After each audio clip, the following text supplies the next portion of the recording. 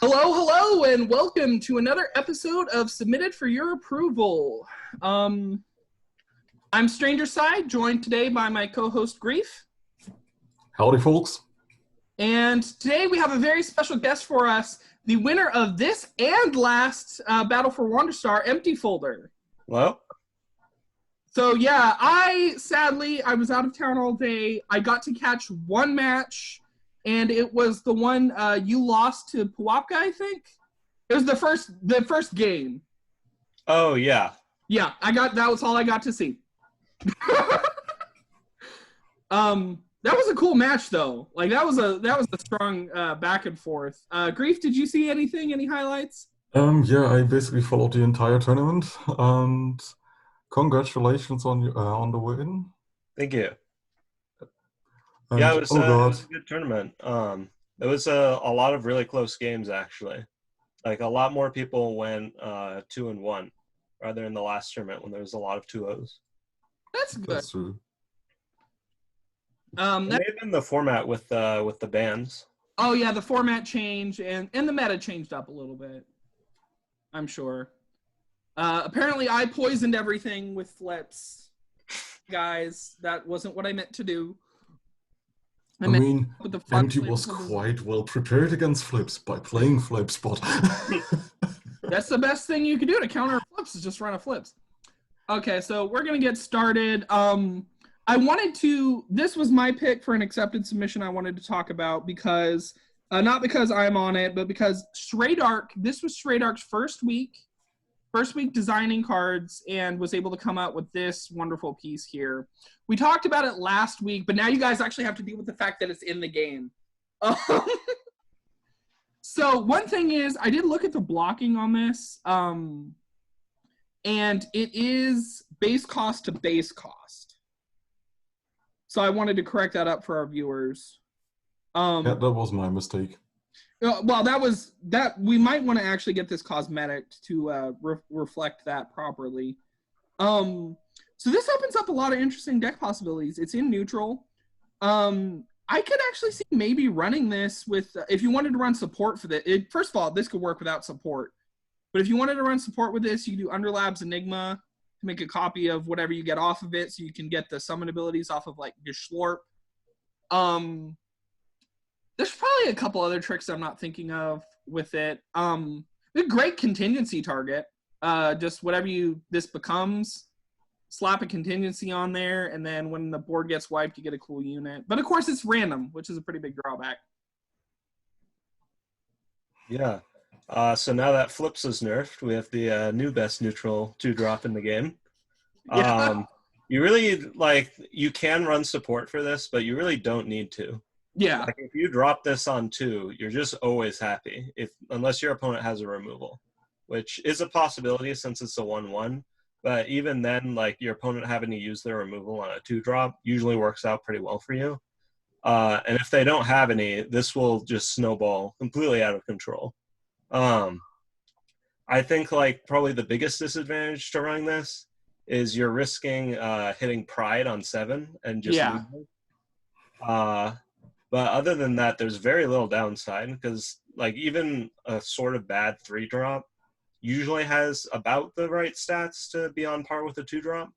If you were just running a normal 2-drop, and yeah, you don't get the summons and stuff, but just the raw stats is usually fine. Yeah, so Dad in particular, because it's got the HP that's usually going to be about on par, this is particularly good for Dad, I think. To proc his passive more reliably. Well, reliably, it's a random. Yeah, I can't think of a single deck that wouldn't maybe want to run this. Except for maybe really extreme tribal decks where you want to get the tribal synergy. Which we don't have a lot of those. It was a Lizabo one in the tournament yesterday. Oh, really? That's cool. Taz brought in Lizabo mid-range aggro-ish deck that performed quite well, but sadly didn't make it into the top 4. Okay, so we have another one of the most adorable guys in the world, the Mirage Fiowin. In Dunewalker Apprentice. Sorry, I didn't read the last one out. This is a 2-drop mind, 1/2. Feowin Arcanist from Mirage. Ward, and when a friendly unit with one attack enters play, give it ward. Yeah, I personally like this Dunewalker Apprentice because it's screaming two different things. First of all, more one attack matter stuff. In this case, only one attack or not lower. Some cards do so, some cards don't. But the other most important thing is, yes, you have a new combo protection. Also, because food chain fits into everything, this can even protect your food chain. Yeah, because it's vulnerable in the first step. Exactly. It'll get replaced and it'll lose ward, but it's good in the second step onward. Or it'll protect it so it can get to the second step. Exactly. So you can actually protect either combo pieces that are exactly one attack large, or can actually get your more aggro pieces from burn aggro ash or similar lists into a position that they are protected. So 3 ward is pretty good, I've heard. Yeah, I'd have to see how this interacts with Sycomancer. I know it's off affinity, but depending on the order they proc in, you could get actually, for your aggro units, you could get them ward and then the buff off of Sycomancer. Don't give them ideas. That's what this show is! Give them ideas. It's probably based on unit ordering. Exactly. Yeah, so you gotta be left to careful about right. how you drop Left to them right. down. Any other thoughts, Empty? Not too much. I don't think as combo protection it's really that great, because a lot of the combo pieces have more than one attack. Like you can get it on the cats, because those only have one attack. But for the other ones like Neon King and the Snake and stuff, those all have more than one attack. So it's kind of hard to like run a combo deck that this can protect. Even the buff on Viper, nerfed Viper, that's ridiculous. I'm salty about the Viper nerf, guys. Always have been. That was my first deck. Okay, this weird thing. Who put this on the list for this week? Oh, that was me. Okay. That was This on the Empty's week for pick. this. Yeah. Yeah, so I just think this card is really fun. Yeah. I think it kind of has to be like not competitively viable to maintain any integrity in the competitive scene. The reward is kind of a complete RNG fest, but it's a really fun card. Yeah, so let me read it real quick.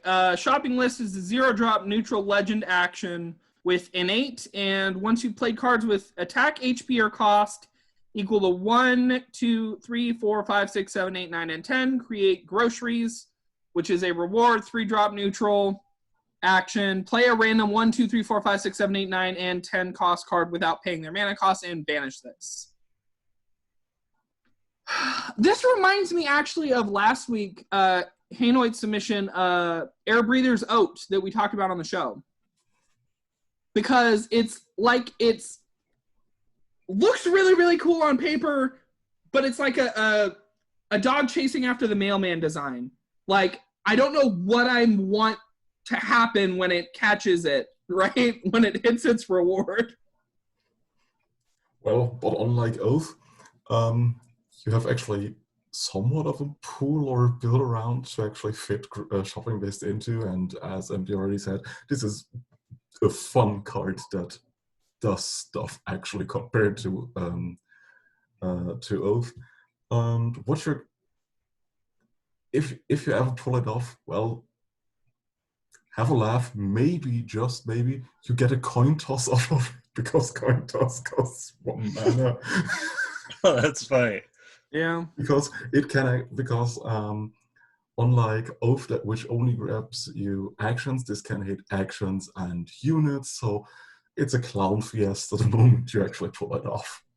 Yeah, but probably it's hilarious. also a little harder to build around because it's random, but random is good in good doses. I think this is an interesting way to do it. Because I'm always the pie in the sky guy, I'm going to talk about the possibility of hitting Pride as your 7-drop and Forest of Cinders as your 4-drop and losing the game. Well, I think they go in order. Yeah. from 1 to 10. So when Forest of Cinders would go first, and you get. Oh, okay. That makes sense. I don't think there's any board clears right now at 8, 9, or 10. So I think you're mostly safe with. Okay, that's good. That's good. As long as you're not going to. There might be some other way to auto lose we're not thinking of, but it You're just hitting Acid Rain, then Moonlight's Judgment, then Fallout. Oh yeah, you could just hit every board wipe in the game. That would be interesting.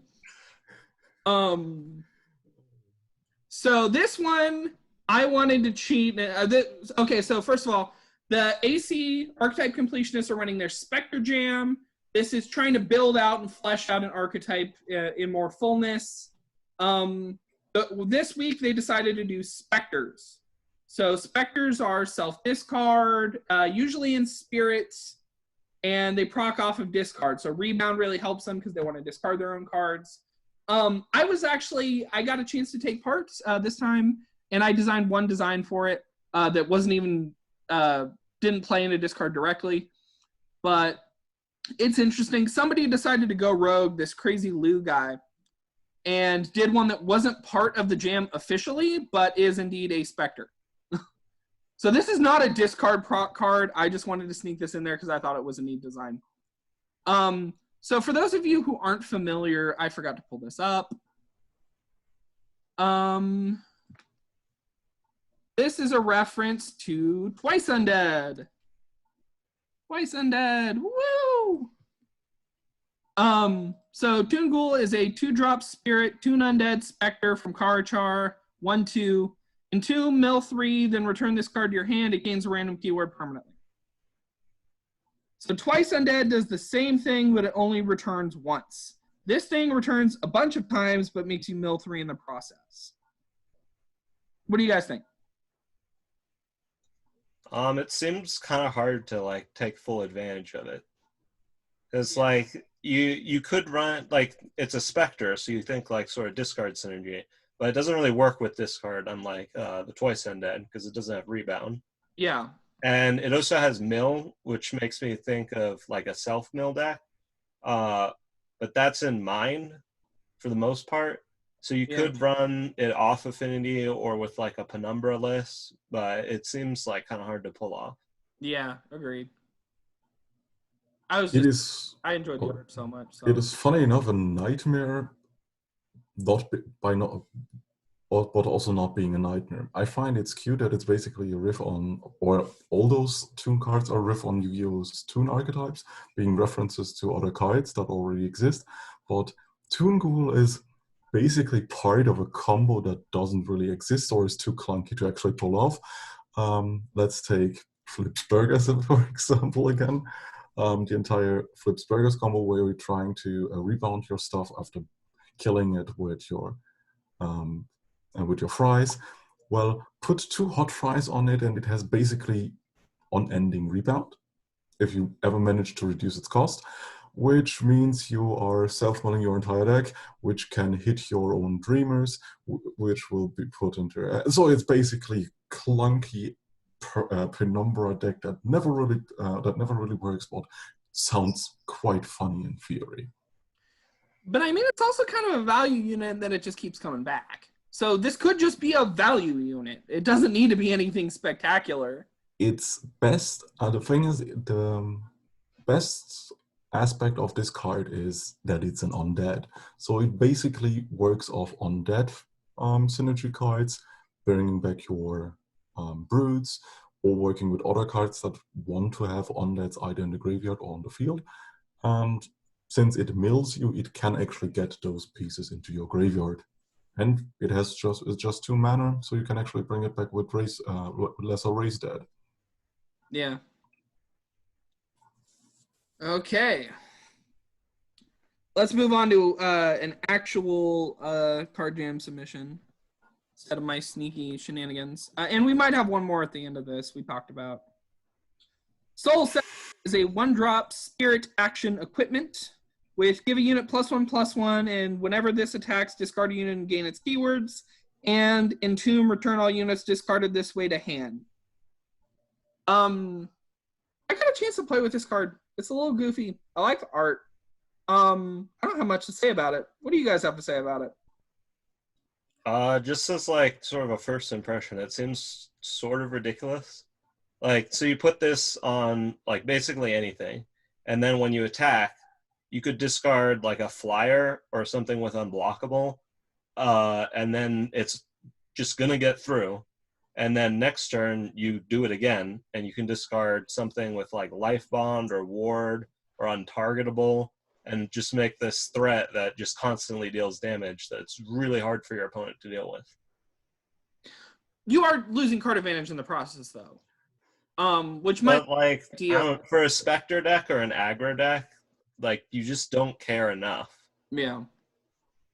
So this might be too powerful. I agree.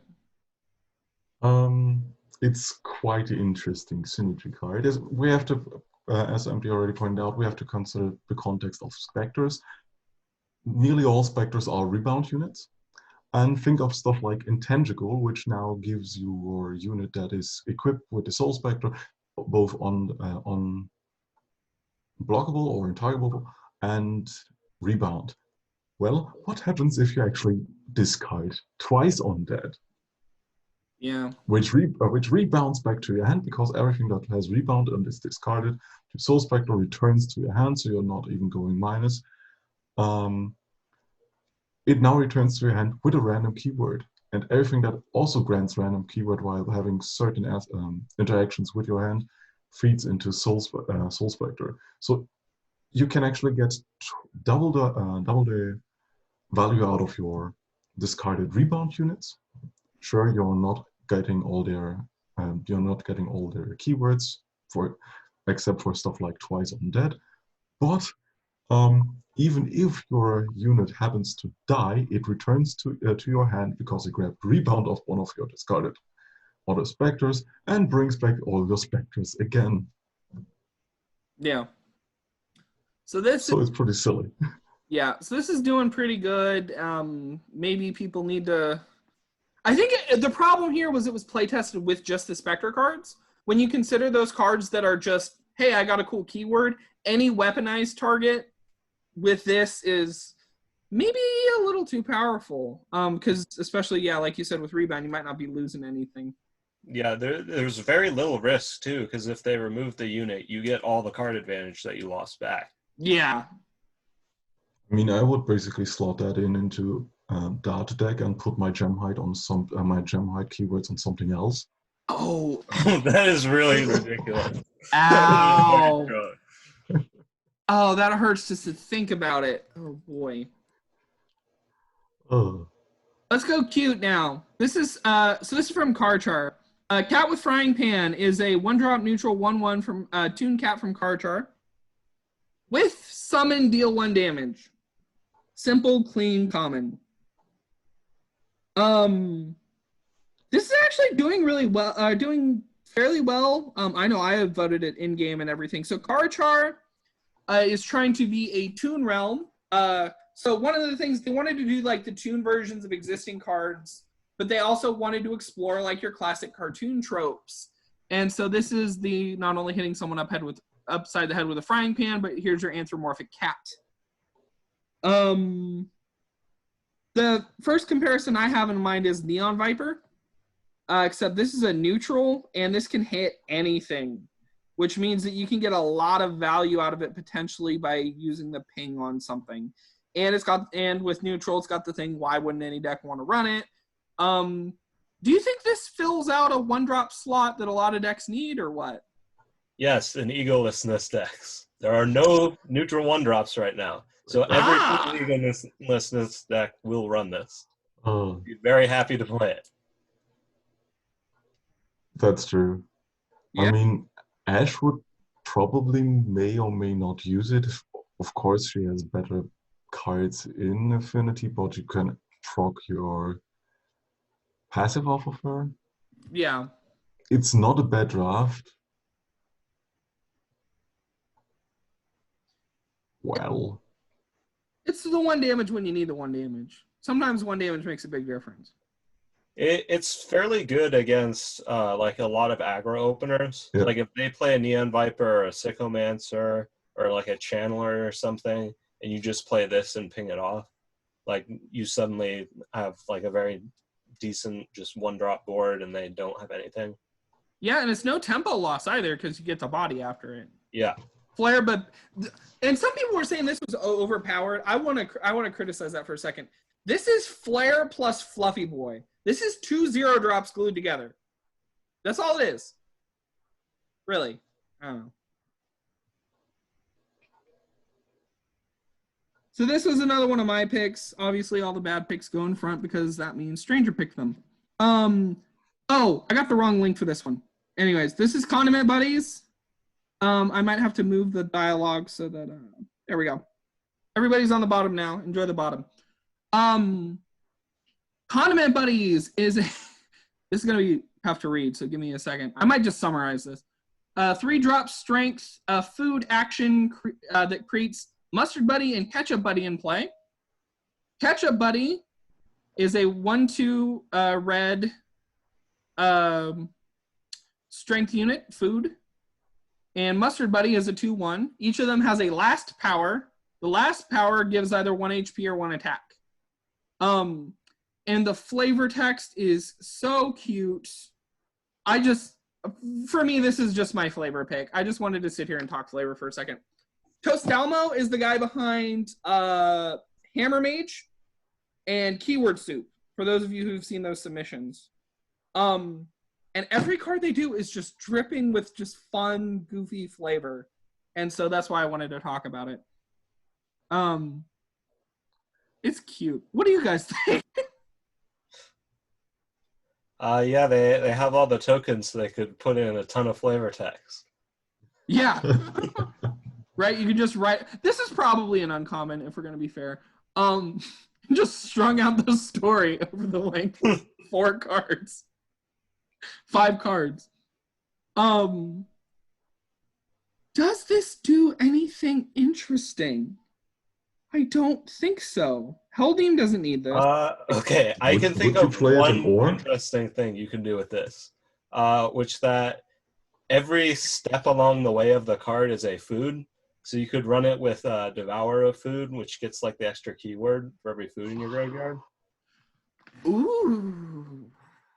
Yeah. Are we going to start seeing a food deck built around flips in this? I don't think so, but flips being actually run for what it's supposed to be run for would make me very happy. Would you run it in Egoless? Another Egoless promo or for the tokens? Huh. For 3 mana, you get 2 of these little tokens. Because you're already running quite a lot of token generation. Maybe, maybe not. What do we have at 3 cost in standard that generates tokens in red? I don't know. Like it's not emergency fire. It's not super efficient for the cost because you have emergency fire, which gives you 2 tokens, just like this. But it's only 1. I don't know how many token generators there are for that deck, but you'd have to really want another one to run this, because you'd be running it in addition to like emergency fire and the other ones. True.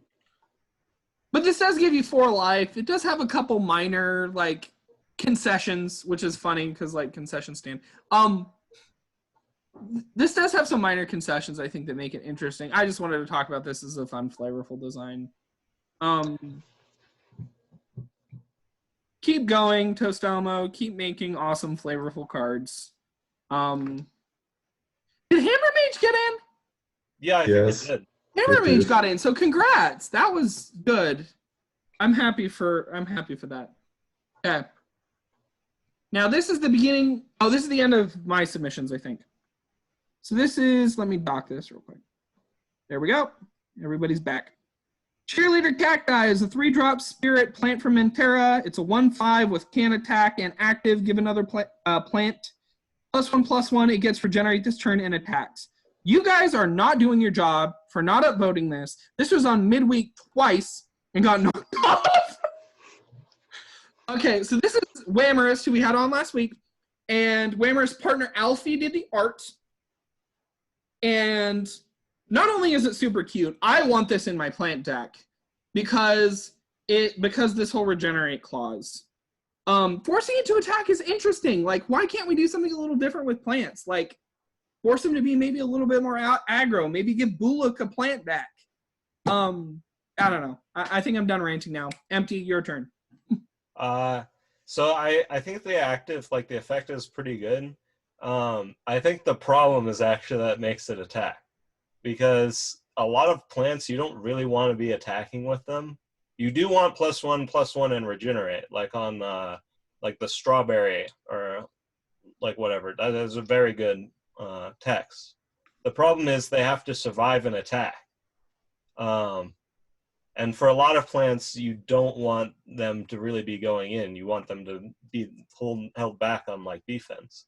And also this can't block while it's doing it too. Yeah. I mean, plants really aren't an aggro deck.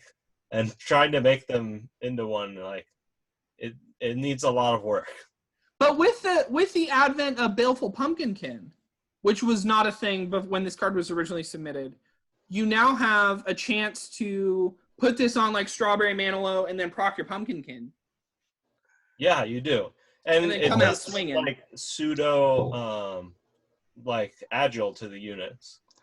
And that the thing is, Pumpkinkin, the targets you're already having for Pumpkinkin already have either 3 attack or just life mod. Pumpkinkin is less an plant synergy card, but more life bond or life gain synergy card. So you could run stuff like Bloody Stream besides it.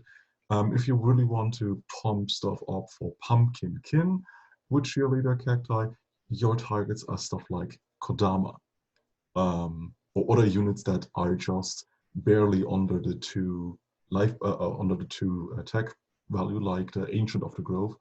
So sure, those have all Kodama and Ancient of the Grove have the pro also to them that Ancient of the Grove has, first of all, life gain trigger, second of all, a pretty huge HP value, and Kodama has rebound, so they can get by being aggressive with a Cacti. But yeah, Cacti is basically a garlic bread vendor that also gives them these attacks in a deck or tribal that does not want to attack.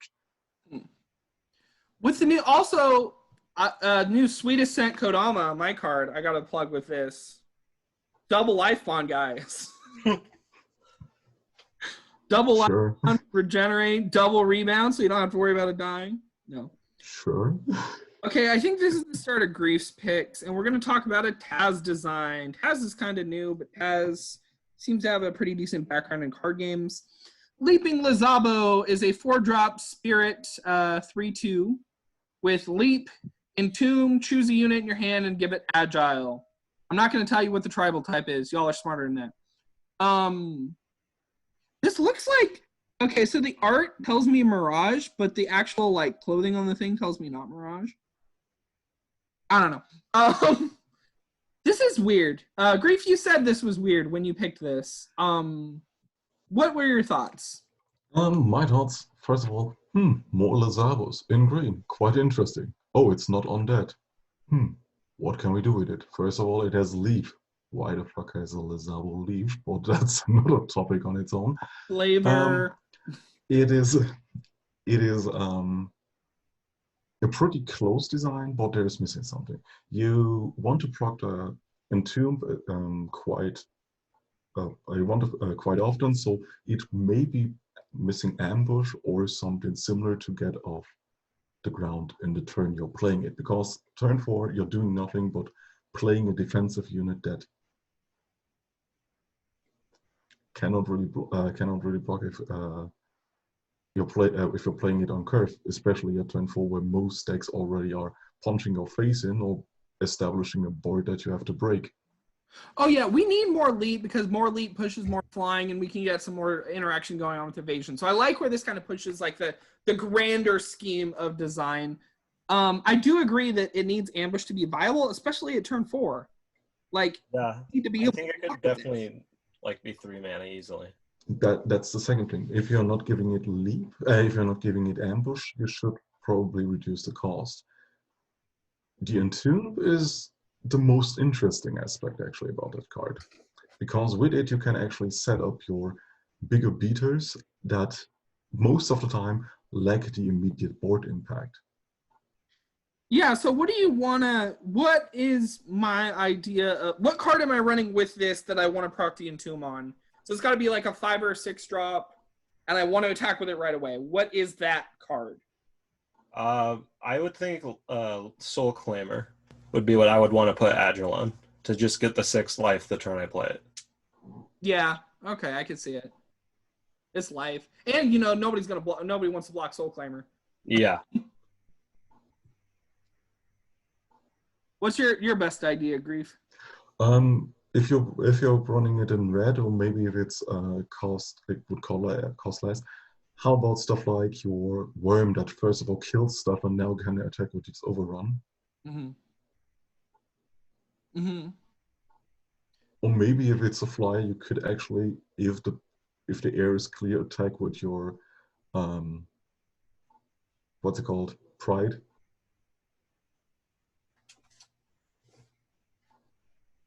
But yeah, definitely a neat design. I do agree that it's probably a little underpowered and it's missing something. So let's talk about the tribe that wasn't, the Salamanders and Bone Salamander. So this is, again, another Straight Arc Stranger Side collab. I really, really like working with Straight Arc. Their art is so cute and their designs are so out of the box. Like, they have this thing, like, figured out. So Bone Salamander is a 1-drop strength undead salamander, 1/2 with... This gets +2 attack if your opponent has no units, and Entomb, shuffle 3 cracked bones in your deck. Cracked bones is a 1-drop strength fossil equipment with give a unit +2/+2. So this is that. By the way, the cracked bone idea was a callback to Dunkletestius, and it's a fossil on death thing. And I personally would absolutely love it if we had enough like fossil cards to make a thing, because the flavor is just awesome. But the other cool thing about this is that first ability. If you were playing against someone who has light units, they are scared of this? Are they scared of this? I would be scared of this. It's very hard to get off, because they have to have no 1-drop and no 2-drop, which most decks will have one of those. But you can't give it agile, because strength. Oh. And like you can get in for 3 damage, but that's probably all you're going to get away with, because pretty much every deck is going to have a 3-drop. Like even the decks that don't play a 1 or a 2-drop. The other thing that's like sort of interesting is the bones. It's hard to say whether that's like an upside or a downside, because they're very, very good early game. Like having a 1-mana equipment that gives something +2/+2 is great. But like later in the game, that is really not what you want to be drawing off the top of your deck, is these little 1-mana equipments that give something 2/2. So it's high roll is what you're saying. Yes.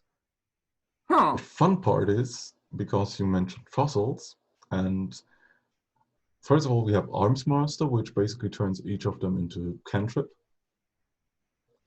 Because the best place for this card would be in Heldem equipment deck.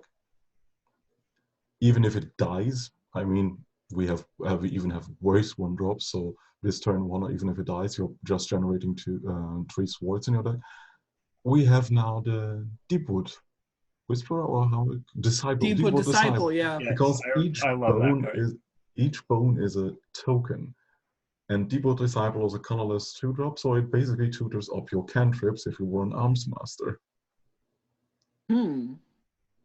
Tutoring up a cantrip, that is good. I like that. And I mean, tectonic, what's the other word? Tectonic Plate Edge? Tectonic Plate Mail or whatever. Plate Mail, yeah.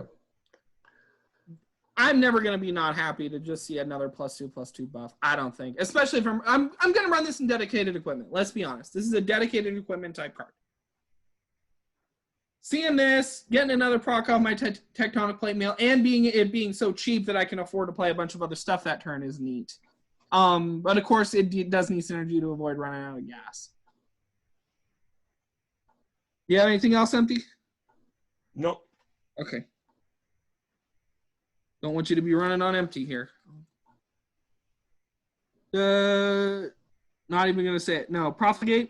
Okay, the Profligate Painter is a 3-drop mind Toon supervillain from Carachar. It's a 2/3 with when the opponent draws a card that isn't a masterpiece, create a masterpiece on top of their deck. What is a masterpiece? It is a 1-drop neutral draw card. So this is gunk. This is slowing down your draw. You have to pay to draw now. And it's cute. And I think cute is what got a lot of the votes, let's be honest. This is Bedardar Sauce, by the way. Bedardar Sauce is relatively new to the game, I think, and does a lot of really cool art, a lot of which we'll be talking about today. This is the Toon Realm Carachar, so super villains. They're doing heroes and villains, and this is their villain. What do you guys think? So there's like a lot of good synergy you can do with this card. The thing that comes to my mind first of all is Tinfoil Truther, because clearly this is a card that works well in draw logs because you're gunking up your opponent's deck in hand. Bro. And making them like pay 4 to draw a card is like a really big deal. And then the other things is Wizard Slayer, because you're forcing them to play actions every turn. And then maybe running it with Penumbra and Dot, so you get a bunch of free Bip and Bop triggers. Ooh, that is scary. I like that. Second of all, maybe this can actually open the floodgates for stuff that's more top of the deck control heavy, because Dralogs are mainly either shuffling junk into your deck or putting it straight into the hand. But due to stuff like maybe how's it called, Raccoon and similars, you can actually now try to manipulate the deck in a way that you want it for your opponent. If similar cards would get into the game, you can actually set it up so they cannot really draw anything else but masterpieces, which would be quite funny. So, in addition to that, this card plus you discard any cards you draw. Oh yeah, that is a lot. Binding Mage. Oh yeah, it's a lock with Binding Mage. Ooh, that's scary. Well, actually, you don't completely shut them down. They just get a card every other turn. Because they're going to draw a masterpiece. Next turn, they draw a regular card, not a masterpiece. They put a masterpiece on top. And then next turn, they'll draw the masterpiece in its hand. Yeah. And if you come with Whims of Fate, of course, you're shuffling back their entire hand. They draw a new hand, but now for each card they have drawn, they put a masterpiece on top of their deck. Oh, that is another very good synergy. Okay, so you could definitely run this as a deck. Exactly.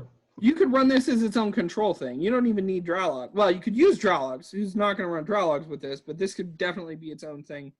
Correct me if I'm wrong. This is the start of your picks, right, Empty? Yes. Okay, so this is what Empty wanted to. Sorry for talking so much. No, you're fine. FishBone, Fish and Spectre combo card by Zinker.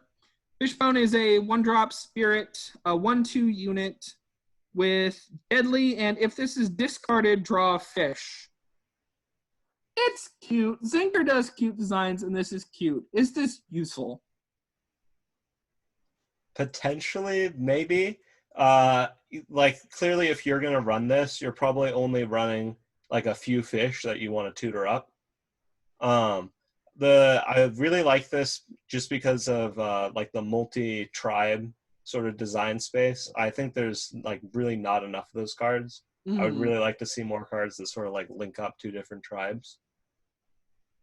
We need more tribal glue, like stuff that can get tribal decks really going. I'm actually working on some myself as far as design stuff goes. But without that, I'm probably running this in a fish deck off Affinity. It's a deadly for 2. Deadlies are usually going to trade, ideally, right?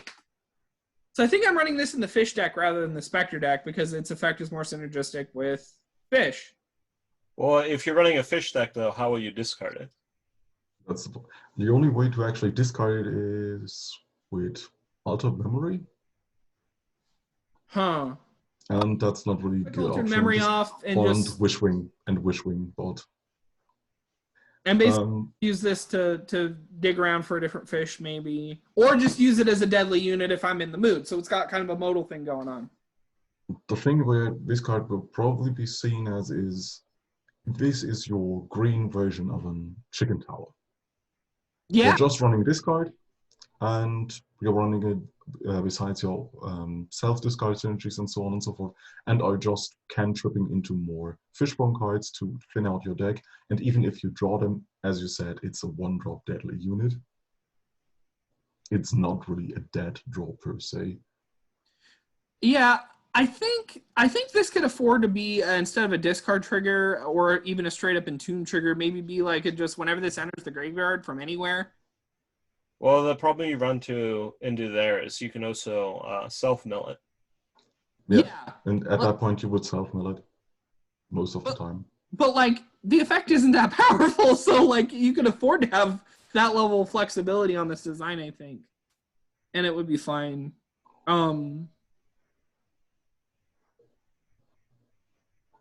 Okay, now this one, I almost want to try it Empty. I don't know why Empty wanted to talk about this one.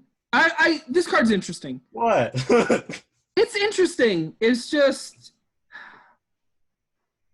I don't know. Personally, I don't see the point. It's Astra's little baby. Explain it to me. Go Fish is a 1-drop spirit action. Choose a number between 1 and 10. Your opponent chooses and discards a card with that mana cost. If they don't have any, draw a card. So this is like, is this competitive? What is this? I mean, I think it is. Like, okay, let's take the last tournament, for example. Okay. Let's say I was running this against, like, Risky's combo deck. If I know his list, I know he only has 2 4-drops in the whole list. He has Neon, and he has Negotiate. So I can tell, like, what he has in, if I, like, guess what he has in hand, I can make him discard his Neons, or I could be like, okay, well, I have my Dead and Gone in hand, and I want to hit Neon with it. Does he have any Neons? I play Go Fish and name 4. And then if I draw a card, I know, okay, he doesn't have any. So now I can play around him not having a combo. And then you can do similar things against a lot of different decks. Like, let's say the only 11-drop they have is Nefet. You can check if they have Nefet in hand and be like, okay, they have no Nefet. I'm going to put a bunch of units out on the board because I know they don't have that big board clear. And well, it can only get to 10. Oh, it can only go through 1 through 10. So close. But in this case, you're just checking for rumbling earthquake. But that was close enough. Yeah, it's basically either it can give you partial information if you're knowledgeable about either the meta, the tournament, or the matchup per se. But even then, you can pair it up with Oxy and Ooglers, or the Informant, or how is it called, the Qualm that looks into the hand of your opponent. Coupled with any kind of discard or hand of formation card, you're getting probably 1 discard off, and it is a conditional discard, but it costs 1, and probably hits most things with your calling any number between 2 and 5. Yeah, so like turn 4, run a Lost Cause. If they have 2 4-drops you're worried about, shuffle 1 into their deck, make them discard the other. That's kind of what you're hoping for, I think. Okay, you guys have sold me. This is an interesting design. I'd reserve judgment, and now on camera, I will give it my upvote. Tyrant approves. Okay, now let's look at another degenerate instant. Why don't we?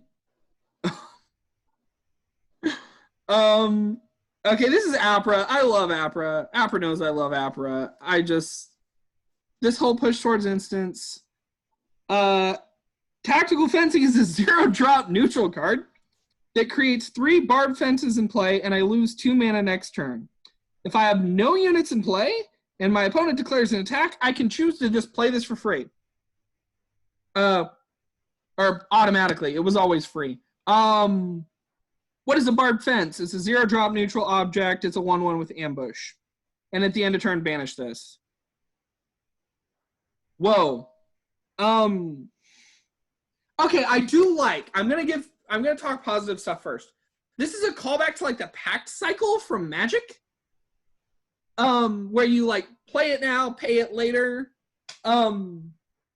It's interesting, and it could save my hide in the right situation. Against anything that's not evasion. What do you guys think of it? So it's a lot closer to like Hearthstone Secrets than like actual instants from Magic, because you have to meet the condition in order to get it to play when they attack you, which is having no units in play. So if your opponent is looking at your board and saying, okay, well, they have no units in play, they might have a tactical fencing. I'm not going to attack. The other thing is you can just throw this out as like a little deterrent to make your opponent not want to attack you, because like it is free and you can still play it whenever. It's not you can't not play it at instant speed. Mm-hmm. I think you're gonna want to wait for that trigger because mostly you don't want to burn it, right? You want to ideally have this block something. Yeah. I guess you could do it just to look scary. If you really don't want your opponent to get through that turn, you could just play it, and it's like a very poor attack deterrent. Yeah. I see it. What do you think, Risky? Or not Risky. I'm tired. Green. Eagle likes it probably because it's a neutral card, but any deck that can actually get away losing mana for the next turn, it's probably Turmoil. And we already questioned if Turmoil Ore would need new tokens. This creates tokens for Turmoil Ore. On the other hand, sure, you can actually play a more control-heavy list in Turmoil that does not really need to put stuff onto the board, but tries to prevent it via actions and stuff. Throw this thing out while still having some doubloons in your hand, and oh yeah, I've lost two mana. Of course, I have that stuff on my hand already, so not too much of a problem. So you actually can try to play more controlly with Turmoil without having a board presence, which is partially not that much possible currently. So even if you're playing even if you're running with a token plan and control deck, you still have to actually spend the mana and cannot really play everything else out and just leave your board empty. Now you can partially. Yeah. Yeah, I did not think about the ore combo. Yeah. It's maybe a bit too strong in ore because you get 3 tokens for nothing. Yeah. Like you do have to spend the mana next turn, but with ore you really don't care because then you're gonna have a massive board. Yeah, I think that's probably a better home, the best home for this. I do agree with you on the promo thing. If only we had that object lord that gives your objects deadly, right?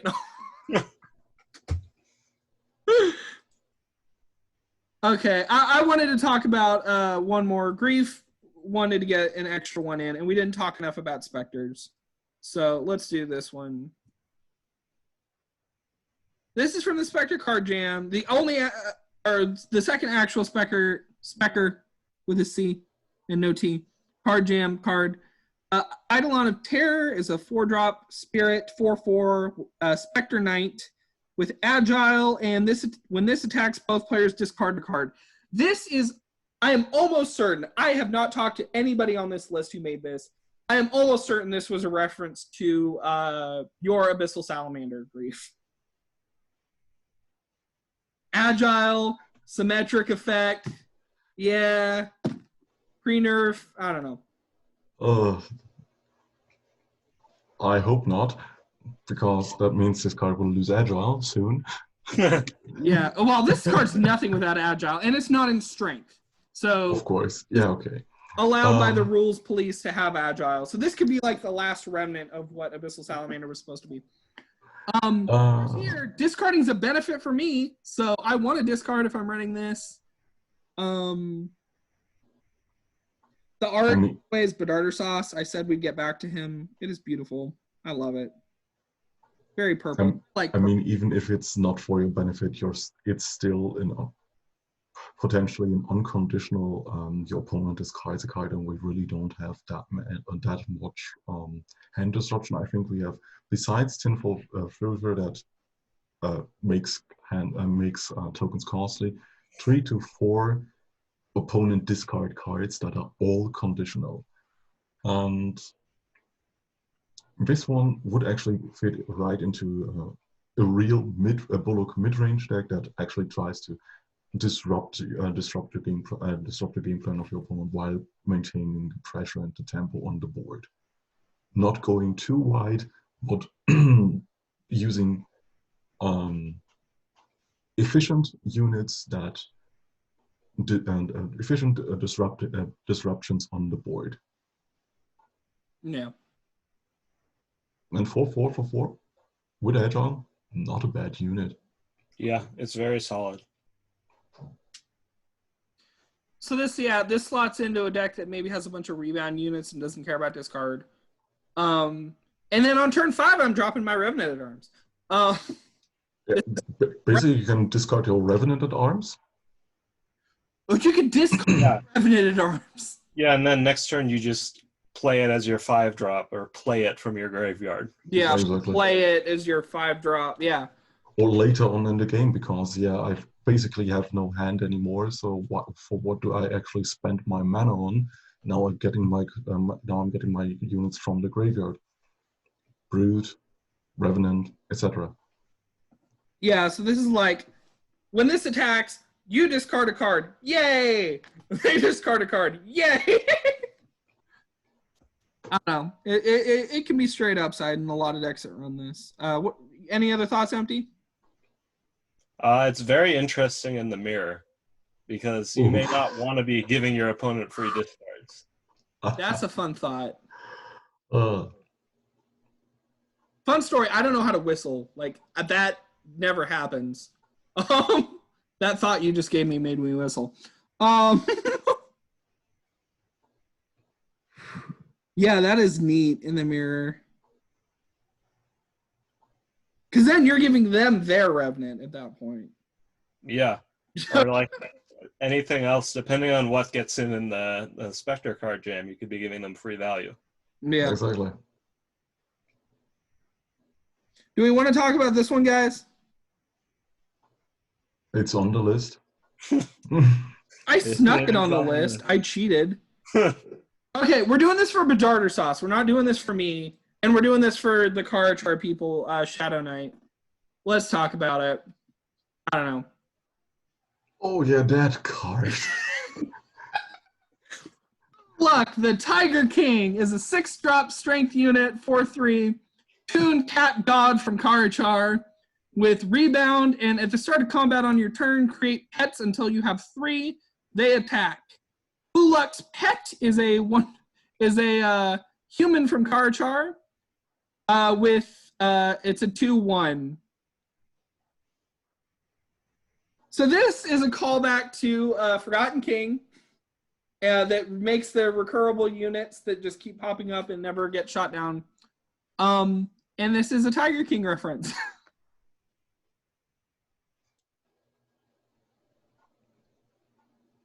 I'm a fan of Cats, the musical, so... It's also a Cats the musical reference. That was in when I talked to Badarder Sauce about that was in it, that request. Oh, damn. You did an amazing job on the art. Yeah, Badarder Sauce knocked it out of the park. I just scrolled down 1 or 2 notes and passed it over to them, and they handed back this beauty.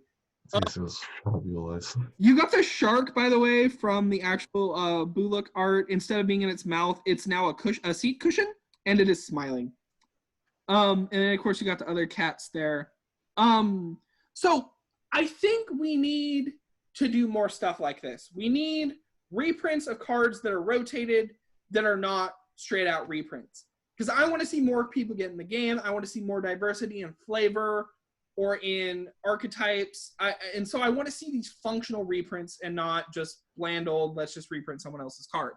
This is that, and I think it executes on it well. then again, I'm biased. What do the non-biased people think?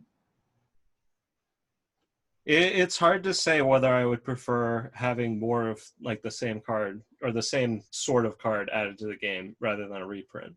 Like on one hand, I do like having more people being able to get cards into the game and like new art and neat effects sort of like this, or neat variations on effects. But at the same time, it makes there like a lot more redundancy of cards in Legacy when that becomes a thing. Yeah. So it's interesting. I could go either way.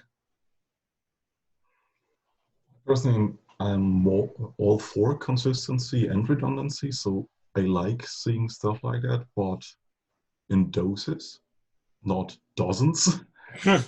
And those callback cards or those callback realms like Carachar or Perodos are perfect for that because they put at least a slight twist on them.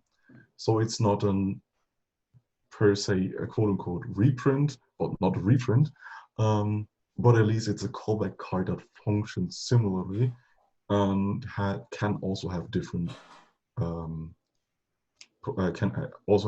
decks or homes to be played in. This one has Rebound. We've talked about a lot of discard synergy cards today. Yeah, and the reason behind that, by the way, is Shadow Knight wants Carachar's tunes to be very resilient. So it's like they keep coming back because they're like, you smash them into a wall and then they just accordion back or whatever. And so that's kind of what the idea was with the flavor with the tunes.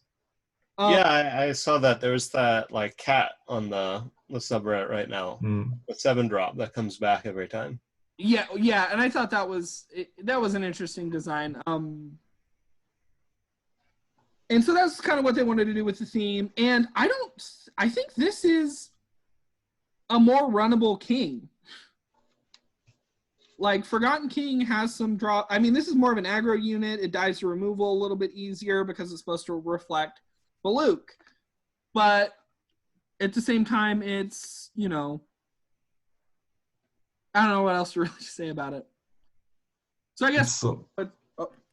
It's a resilient king with better tokens, but without the undead synergies. That's basically it. Yeah. Okay. So I think we're good to close out for the day. Thank you very much to EmptyFolder for being on with us today, and congratulations on your second win. Yeah, thank you for having me on. Yeah, there was prize money this time, so you really... Yeah, there was. Did good. Grief, you have anything to say? No, you've basically said it all. Thanks for having you here, Empty.